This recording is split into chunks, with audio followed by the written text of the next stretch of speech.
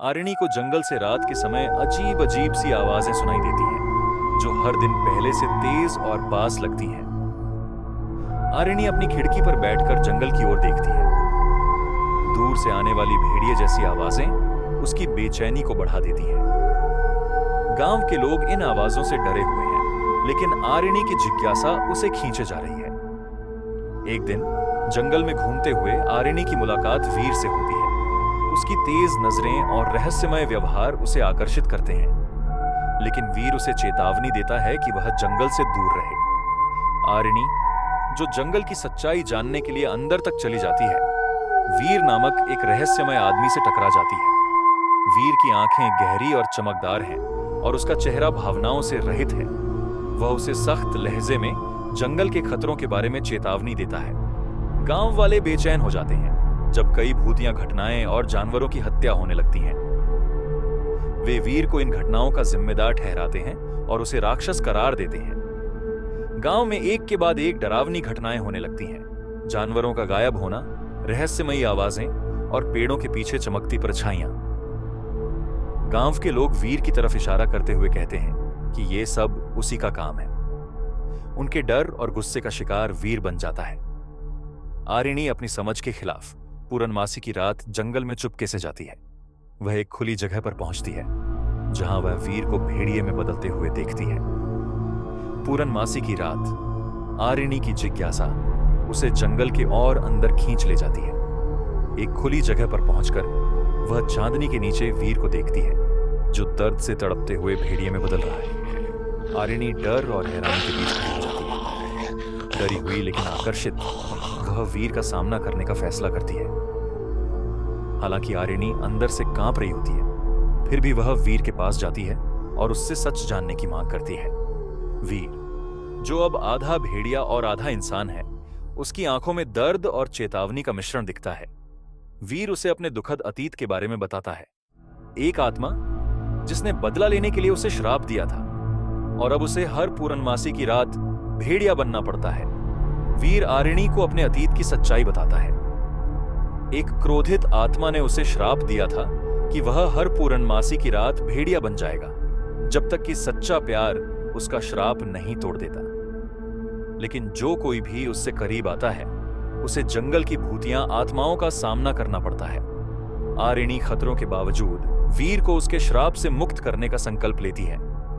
वीर की कहानी सुनने के बाद आरिणी का डर कम हो जाता है और वह उसके दर्द को समझती है।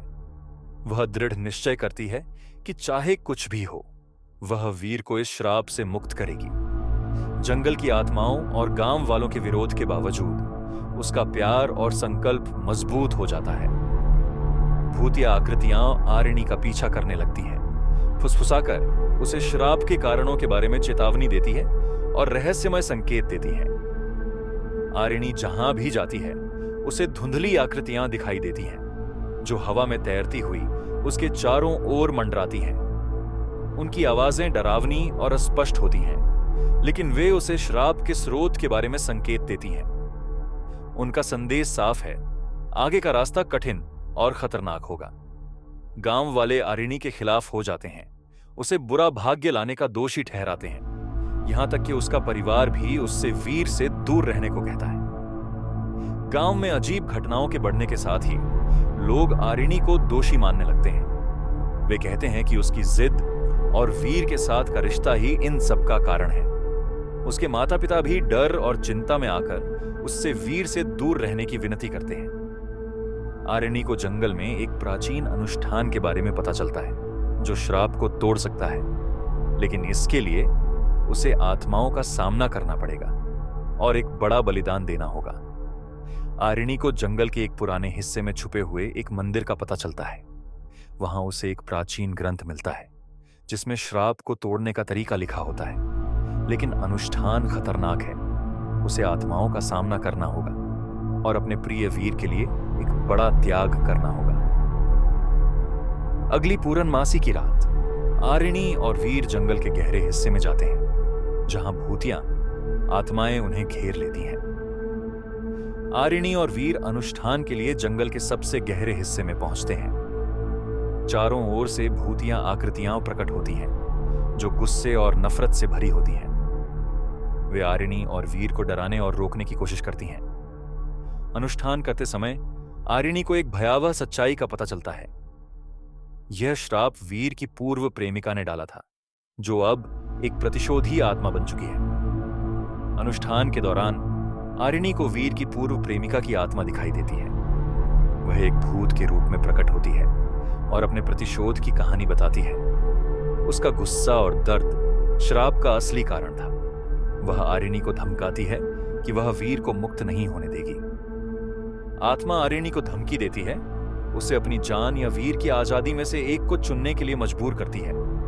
वीर की पूर्व प्रेमिका की आत्मा आरिणी के सामने एक कठोर विकल्प रखती है। वह कहती है कि अगर आरिणी वीर को मुक्त करना चाहती है तो उसे अपनी जान की कुर्बानी देनी होगी। आरिणी प्यार को चुनती है और खुद को बलिदान करने के लिए तैयार हो जाती है। उसकी बहादुरी आत्मा के गुस्से को शांत कर देती है और श्राप टूट जाता है। आरिणी अपनी जान की परवाह किए बिना वीर के लिए खुद को बलिदान करने का फैसला करती है। उसकी सच्चाई और साहस देखकर आत्मा का गुस्सा शांत हो जाता है।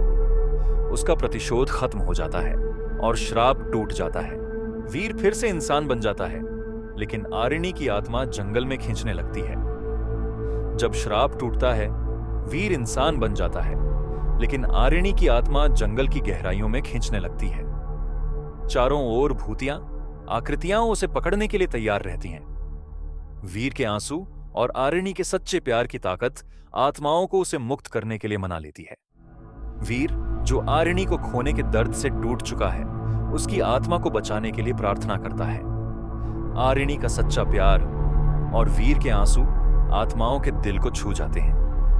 वे उसे मुक्त करने का निर्णय लेते हैं। आरिणी और वीर गांव लौटते हैं। जंगल भले ही डरावना बना रहता है, लेकिन भेड़िया आदमी की कहानी धीरे धीरे इतिहास बन जाती है। आरिणी और वीर हाथों में हाथ डाले गांव लौटते हैं। गांव वाले धीरे धीरे उन्हें स्वीकार कर लेते हैं। जंगल का डर अब भी बना रहता है, लेकिन वीर और आरिणी के प्यार की कहानी गांव वालों के दिलों में एक नई उम्मीद बनकर रह जाती है।